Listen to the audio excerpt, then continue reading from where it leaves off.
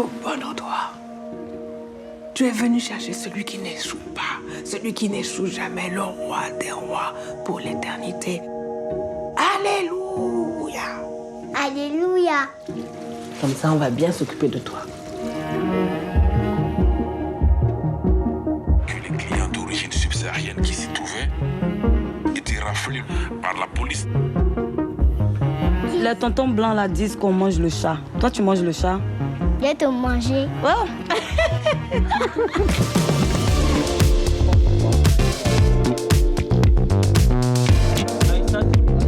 Promis le ciel, Aïssa Maïga, Erige Seiri, et c'est un film qu'on adore.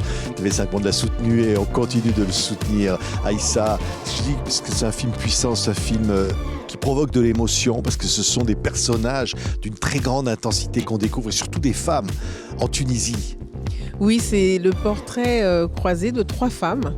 Donc le personnage que je joue, qui est une femme pasteur, Marie, le personnage d'une étudiante, jouée par Laetitia Ki, et puis une autre qui se débrouille pas mal, qui est Déborah Nané. Et c'est ce que j'adore dans ce film, c'est que ça aborde une grande question, la question de la migration, de façon extrêmement incarnée.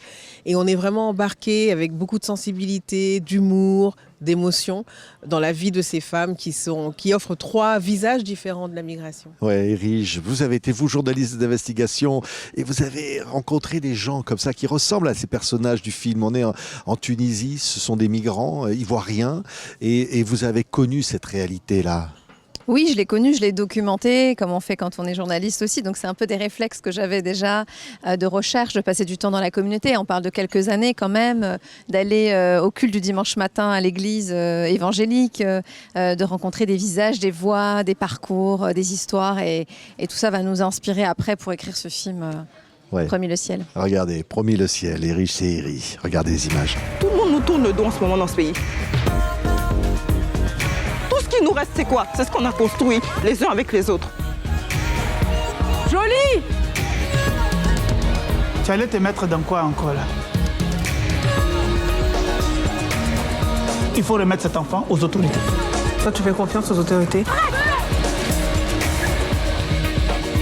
Chaque jour est une bataille.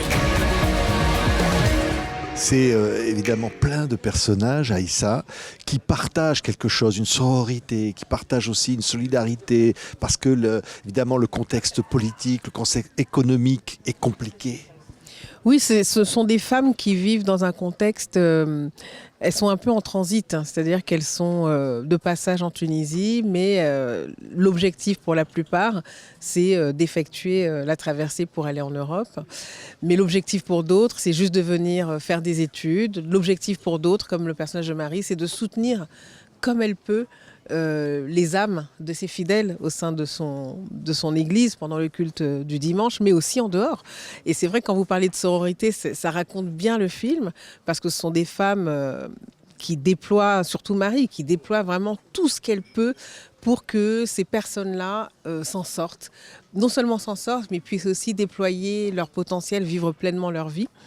Mais c'est pas raconté avec complaisance. On n'est pas dans l'idée d'une sororité comme ça, un truc un peu mielleux, pas du tout.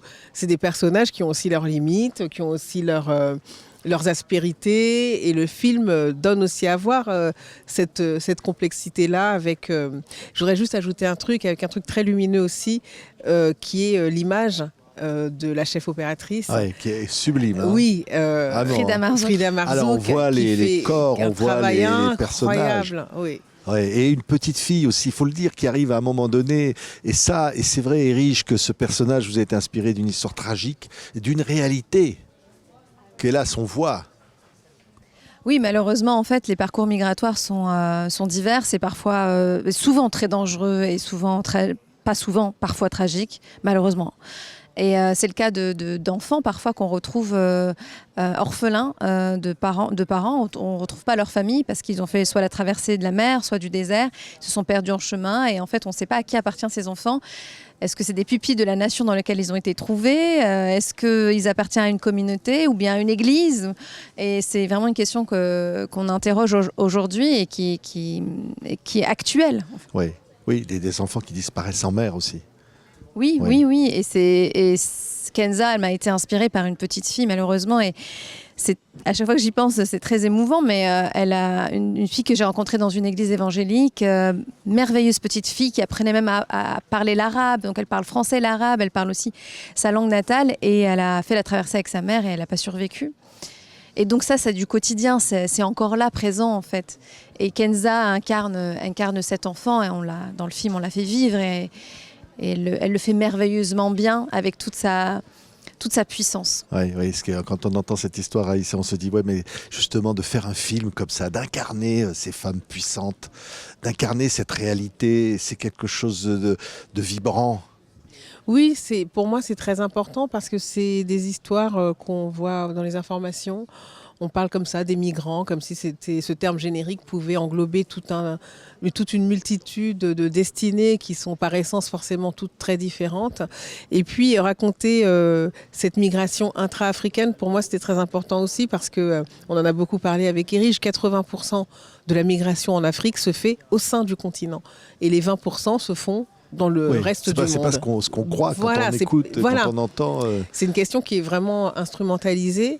Et puis la question de la migration féminine aussi, c'est aussi ce qu'Erige porte avec son regard. Et de manière, encore une fois, à la fois sensible.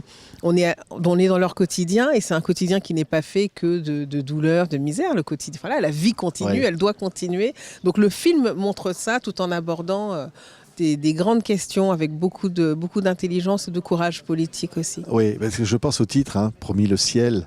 Parce qu'au fond, on se dit, oui, il y a la foi, elle est incarnée, cette église évangélique. Et là, on voit un petit peu ces pasteurs, cette vie, cette croyance à un univers peut-être meilleur ou à un monde, à un avenir meilleur.